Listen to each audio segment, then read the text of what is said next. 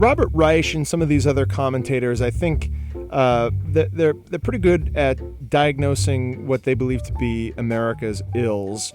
And they talk a lot about the maldistribution of wealth and income inequality. And they really take this sort of Keynesian approach of we need to, take some of this wealth that is increasingly concentrated at the top, redistribute it back down to the bottom so that the working class, lower classes, middle class are free to spend that money and grease the skids of the economy. This makes some logical sense, but it's sort of predicated on the idea that consumption is king and that the economy can and should sort of endlessly expand. So in terms of, destroying the train and taking a different approach, what is the alternative in your mind? I did another trilogy besides the one on the American Empire many years earlier. I did a trilogy on the evolution of human consciousness. And the first book in that series was called The Reenchantment of the World. And I spent a fair amount of time on the work of the British-American anthropologist Gregory Bateson, who's probably most famous for being the husband of Margaret Mead. But Bateson, in one of his essays, introduces the concept of Optima versus Maxima, that basically our values are wrong because they're based on maximizing everything. This is the American dream, limitless expansion kind of thing. And he says, if you just take it out of the political arena for a moment, just to understand what's at stake, we don't say, for example, the more vitamin C that I take into my body, the healthier I'll be. Because anything, whether it's vitamin C or vitamin Q, or toast, taken into your body without limits will make you sick and kill you, finally. So we say there's an optimum daily, RDA that I should take of vitamin C, and that will keep me healthy. Well, we need to start thinking about optima, he said, in different areas, and that includes way of life and the economy and so on. And this is the problem with the whole Robert Reich, Paul Krugman, Joseph Stiglitz, people that are considered hip, liberal, or whatever. It's the same old, same old. All they're talking about is that we should have an expanding consumer society and then we'll be okay. It never crosses their minds that growth is the problem, not the solution. And that if you are caught in a system based on endless or permanent growth, then you're caught in a system that's based on endless or permanent crises, of which 2008 is only one example on a spectrum that's going to continually happen. And so the way out, as far as I'm concerned, is something that I've called dual process. And what I mean by that is that as capitalism disintegrates through a whole number of factors, political instability, and especially resource stress, because this is the type of thing that Krugman and Stiglitz and that whole crowd never talk about, that, finally there's a limit to the amount of oil, for example, in the planet. When you think of what petroleum makes, the ballpoint pen I'm holding in my hand right now, or this plastic phone in my hand. Everything comes down to petroleum. What are you going to do when that runs out? And it will. Resource stress is a real issue, and sooner or later we're going to hit the wall with that. Then we have to move to a very different type of society, and this has been called the degrowth movement, or I call it dual process, where as capitalism disintegrates, alternative experiments arise.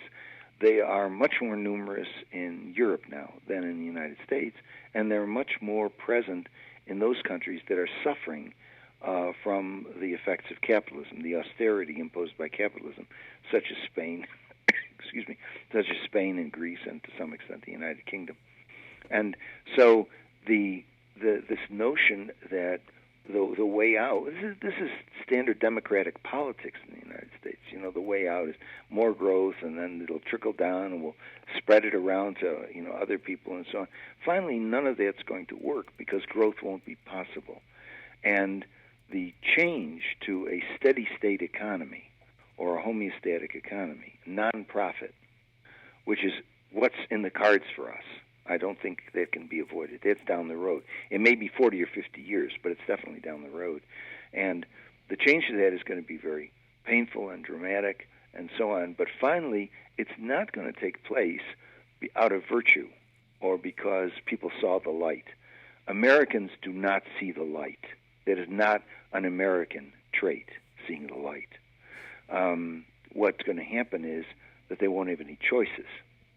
And so finally, we will have to go to a sustainable society because the alternative to a sustainable society is no society at all. And so I think that's what's going to happen. What is it about the American character that seems to preclude us from taking a hard, critical look at ourselves, at our society? It was, heresy after 9/11 to dare to look at the reasons why the terrorists wanted to attack us outside of this sort of idiotic reason that, they hate freedom. What is it about us that gives us such a hard time when, or makes us so unable to examine ourselves? Yeah, that's a great question. Garrison Keillor, somewhere in his writings, said something like, here in Lake Wobegon, we have the ability to look reality right in the eye and deny it. and he may be talking about the Midwest, but I don't see much sophistication in New York myself. Mm-hmm. And basically, the American dream, for example, is a fantasy world, that there should be no limits to growth and so on. And that our values are wrong. And what Jimmy Carter was trying to say, you can't speak the truth in public and get anywhere. Who created ISIS? Who created 9/11 with funding the Mujahideen? Finally, what we're caught in is a system in which, for us, for Americans, I take this up actually in essays in a book I wrote called A Question of Values, where I talk about the unconscious programming of Americans. And one of those unconscious programs is the enemy is always outside. Whatever goes wrong with the United States, somebody did it to us. And this is called a Manichaean worldview of black versus white. And so we are always, the good is always in here, which is equated with civilization, and the bad is always outside, which is equated with savagery. And the possibility that the state could be a terrorist, that we could be the savages, that is so beyond the pale. It's just beyond consideration. And to this day, the 10th anniversary of 9/11 3 years ago, it was kind of funny because in the book Dark Ages America, I wrote that the anniversary will always be just a celebration of how these terrible people did this horrible thing to us when we're so good and so on. And that it will never be a time, as Jimmy Carter asked, for introspection. Americans don't introspect. There may be nothing inside for them to introspect. This is not what they do. And when he basically said, you've got to start looking at yourselves, not just at the Soviet Union as always the problem, that couldn't read in the American radar screen. It couldn't filter into the American brain, such as it is, because the unconscious programming, going back to our being the city on the hill, this is from 1630, John Winthrop, is so implanted in the American brain, and this is even in very wealthy brains, very smart brains. In that sense, all Americans are dumb. It doesn't matter what the IQ is. Ontologically, they come out of the same space. And so if something happens like 9/11, of course it's a terrible thing that 3,000 innocent people lost their lives, but do we ever think about what we do to the rest of the world? Our pain is the only pain that counts. When Clinton bombed a pharmaceutical plant in the Sudan, that didn't make any difference to us. And the answer is no, it doesn't. We can kill, and we did, 3 million Vietnamese and torture tens of thousands. And what Americans do is, which they did during those years, I remember, called television stations and say, stop showing all those awful pictures during dinner time. It's upsetting us. Not stop the war. No. The number of people that actually protested, a tiny, tiny fraction of the American public. No, the concern was that I won't be able to eat my dinner because of these ugly pictures. I believe it's in Why America Failed, you had a pretty lengthy and interesting discussion about the Civil War era and how it was really a clash of civilizational ideas. And I was wondering if you could maybe sort of break that down a little bit for our listeners. And I think you came down somewhat sympathetically, correct me if I'm wrong, on the side of the South, while not obviously condoning the social structures such as slavery that were sort of propping it up. But maybe you could elaborate on that for us. Yeah, to me, the reaction was interesting in terms of reviews and the enormous focus on only one particular chapter of that book. It's one chapter out of 5. I mean, the others aren't about the Civil War, but Americans get very excited about race. That will, anything that has race attached to it, they start jumping up and down and screaming. And the thing that I would also add, besides race being just this endless trigger, because politics in the United States is largely about identity politics, and it doesn't amount to a hill of beans. So we have Colin Powell and Condoleezza Rice, as advisors to the president, wiping out native populations and making war and so on. I mean, what's the progress in that in terms of gender identity, the race identity? There's constantly a focus on things like gender and race and so on in the United States, not relations of power.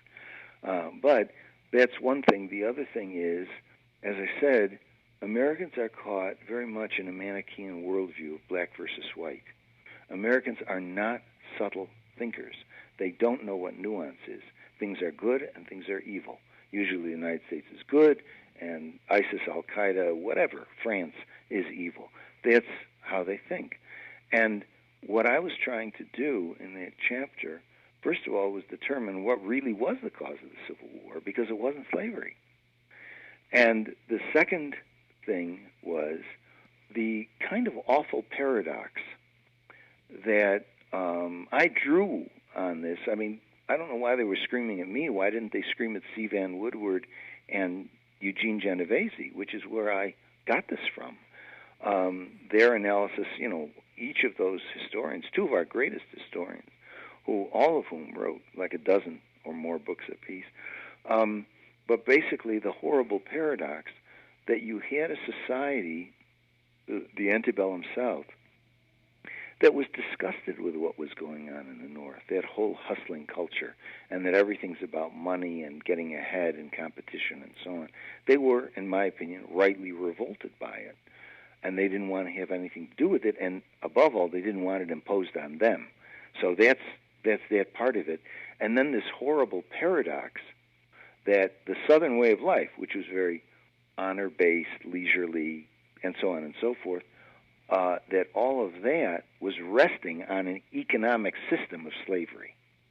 How, what a horrible turn of events, what a horrible fate to have that you have this society that in many ways was admirable, in excess of the hustling society of the North, and yet this horrible fact that leisure existed on a basis of 4 million slaves. So, that's part of the dilemma that I was trying to show, that you do have this elegant leisure society, but look at what was supporting it, and that is the history of our situation. And as I said, because race is just a trigger issue that is designed to gets people worked up, and the second thing is that Americans can't think in terms of paradox and nuance. So you have just a perpetuation of the South is evil, and it's all about slavery. That was the whole thing, and that's what the Civil War was about, which it eventually did turn into, of course. Mm-hmm. But the original start was something very different. It was a clash of civilizations. It was a clash of two types of culture. Now, I said at several points in that chapter that I was glad the North won, that I was not a Confederate or neo-Confederate, that the war had to be fought to root slavery out as a system, and that I'm glad the North won, and so on. That didn't seem to make any impact on these people who were jumping up and down and screaming, because as Gene Genovese once said, to even say the mildest, slightest thing positive about the South is to immediately get yourself branded as racist and pro-slavery. And, he certainly didn't fall into that category, but he had a lot to say about the South that was admirable. Now we have workers, right, who are enslaved to their jobs. They're shackled to a system that stifles individual freedom, autonomy, creativity, and humanity. They are tethered to these jobs against their will because they can't leave, because they need to support their families. They need to pay off debts. They need to have health care. So people are increasingly and maniacally tethered to these institutions, to these jobs and occupations that make them deeply unhappy, but they see no way out. Is this a new form of slavery that's just sort of hidden just beneath the surface? Well, it's not new. I mean, there was a major, just prior to the Civil War, there was a major argument of Southern statesmen like John Calhoun and others who said, don't talk to us about slavery. What you've got north of the Mason-Dixon line is wage slavery. And they were right. It's just that there's a major existential difference, obviously, between literally being a slave and metaphorically being a slave, And, I'll opt for metaphor any time than literally being, a slave. I mean, so in that sense, that's why I said I was glad the North won and so on. But looking at the situation today, that's quite true. The American dream is such baloney. At the time, prior to the Civil War and his, or even during it in his campaign speeches, Lincoln was fond of saying that something like 60% or more of the American working class were independent laborers. They were small businessmen. They were freelance and so on. It wasn't true at all. It was something like 1/8 of the population was that, and the American dream is, everybody owns his own business or it can be an independent person and have his own house and so on and so forth. That was never realized in a very limited way, and it's not going to be realized today. And the description of wage slavery is correct. I mean, that's what the large percentage of the population labors under, and it does. It snuffs out any kind of incentive, creativity, ability to think. We don't even know what leisure is. We don't even know what leisure is. Even in Alexis de Tocqueville, writing in the 1830s, said something like, Americans always have a frown on their face. They don't really know how to have fun. Yeah, in fact, the concept of leisure, I think, to a lot of people, is equated with laziness, right? And lack of productivity. Which, if they feel that they're not producing something and they're not working and being busy at all times, that somehow they are an inferior citizen or a failure. Or if, somebody, very few now, but if a college major says, undergraduate student says, I'm majoring in history, I'm majoring in philosophy, or I'm majoring in literature, the reaction is, what are you going to do with that? Mm-hmm. It's not good for you, you'll learn something about yourself and the nature of the world, what creativity is. I mean, there are all kinds of things that could come out of having citizens have a real education. But no, I mean, it's what a waste of time that is. How come you're not taking a degree in computer science or a business major or something like that? And that is the degradation of the humanities. I mean, it never had much of a hold in the United States anyway, but the degradation of the humanities with that kind of attitude is that everything should be about production. And Americans confuse production with creativity. They're hardly the same thing. Mm-hmm. Well, yeah, I mean, the failure of higher education is something that is very, very disappointing to me personally, and I think a failure for our society as a whole. But you're seeing, whether it's higher education or other areas in our culture, becoming increasingly corporatized, and these hierarchical structures of power and these corporate sort of business-minded structures of power being imposed on these institutions, which purportedly at one time had a very different set of values. The value of education, the value of like you say, philosophical inquiry and critical thinking, and these are being sacrificed. Yeah, it's pretty thin in the United States, and the comparisons, of, for example, high school students that, let's say their parents get a job in Europe or something like that, and so all of a sudden they're enrolled in high school in Germany.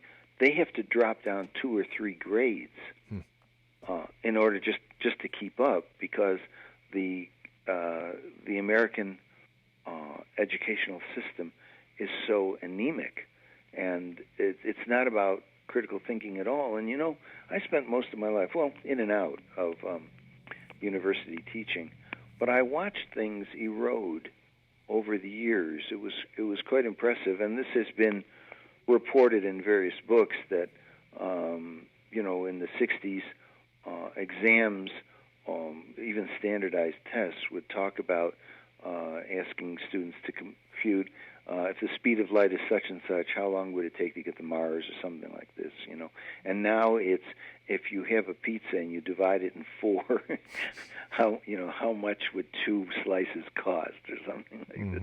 I mean, that's how far we've fallen, So American education, I mean, one thing I watched over the years was that when I was in high school, critical thinking, analysis, what the thesis is, what the evidence is, we actually did that at age 16 and 17 when I was in high school. I mean, this is in the 50s. And then what you have is eventually, when I was teaching, I noticed that undergraduate students that I taught couldn't grasp the idea of a thesis or an argument. They thought it was the same thing as an opinion. So if I would come in and say, let's analyze this text, what did you think? And the statement would be, I liked it, or I didn't like it. And I say, how's that relevant to anything? I mean, I don't care whether you liked it or didn't like it. What I'm asking you is, what's the argument? What is the argument? And they would all stare at me. They would go blank, Then I wound up teaching, around the year 2000, I was at Hopkins, and I wound up teaching graduate students. The graduate students understood what an argument was. They got it. They knew what an argument was, and that it wasn't just an opinion. But what they didn't understand was evidence. So they're graduate students, for God's sake. So I was saying, okay, well, what's the evidence for this argument? Again, I would get these blank stares, So finally, I was doing at age 16 in around 1960 what graduate students were now unable to do in the year 2000. This is not just my personal subjective experience. I mean, everything that's been written in the last 20 years about the state of American education shows, A, that it's precarious, and B, that it's a joke. Well, so Your books and this conversation are can be a bit heavy and a bit hard, and most of the time, a critical book that sort of deals with the topics and subjects that yours do kind of end on an optimistic note, but you're pretty unflinching and unwavering in your diagnosis of the direction that America is going in, and it seems to be down. And correct me if I'm wrong, but you don't seem to feel that there's much we can do about it as a society. Is there anything that people who are sort of waking up to and increasingly disgusted by this hustling culture that is pervading America, is there anything that individuals can do to escape it? Well, the first thing I do want to say is that there is I don't know what to call it, a hidden optimism in my work as follows. I really do believe in the undying possibilities or the endurance of the human spirit. It will, in Hegelian fashion, go somewhere else. That the Weltgeist has left the building, so to speak, and it's not in the United States anymore. But I do believe that as far as the human race goes, that there is a kind of undying human spirit that just persists in the face, in the teeth of all cruelty and oppression. It's still there, and it still persists. And I believe in that, and I do believe that the truth will make you free. So there's that aspect. There's that aspect that of my work that says, all this is depressing, but I remember when I gave a lecture tour. I was doing a thing for Norton when I published Dark Ages America, and the very first gig that I did, the reading, it was at the community bookstore in Brooklyn on 7th Avenue. About 40 people showed up, and one person in the audience in the question and answer session said, "I don't get it. The stuff that you're writing is really depressing, but you're a really upbeat guy. I don't understand this." And I said, "It's very simple. The truth gets me high. Just knowing, being in touch with what's actually happening, as opposed to Reagan-esque Disney World fantasies, that is what gets me high, and that's what makes me happy to do." And the second thing is that I do believe that truth will ultimately set us free. In terms of what can be done now, I don't think that there's much chance for the United States. I mean, I'm glad that all these alternative experiments are happening, and that alternative currency and small businesses on a different basis, and that's great. That's part of the dual process thing I'm talking about. And I think what else are you going to do with your life? You might as well pursue that. But the thing is that I think that the liberation from this configuration, we're at the dying end of a capitalist system that, let's face it, has existed for more than 500 years now, and it's coming apart in our own time. And I think that the liberation will be elsewhere. I think it'll probably be in Europe or Latin America, that away from the core. In other words, more in the periphery, where people will undertake these types of experiments. And so that I have hopes in that direction. But my books are unflinching in the following sense. I really don't feel there's hope for the United States. I feel that we really are historically finished. And since I'm not interested in sales or popularity, I do not write books that in the last 10 pages pull a rabbit out of a hat and say, here's a 10-point plan for turning all of this around. That's what you're supposed to do in the United States if you're publishing. That's the obligatory thing, to say, yes, but if we did this and that and that. And I'm telling you, there's nothing that can be done. When you're finished, and we're finished. And so I'm not going to, so my books don't sell very widely. I'm not on the radar screen of American intellectual discussion. Nobody knows my name. If I send in an article to The Nation or whatever, they don't even send me a rejection letter. I mean, if you're really serious, like Jimmy Carter or whatever, and you tell the truth, Americans are not interested. They want fairy tales. I'm not interested in fairy tales, and I'm talking to maybe in a nation of 300 to 18 million people, I'm talking to maybe just a few thousand who are interested in reality.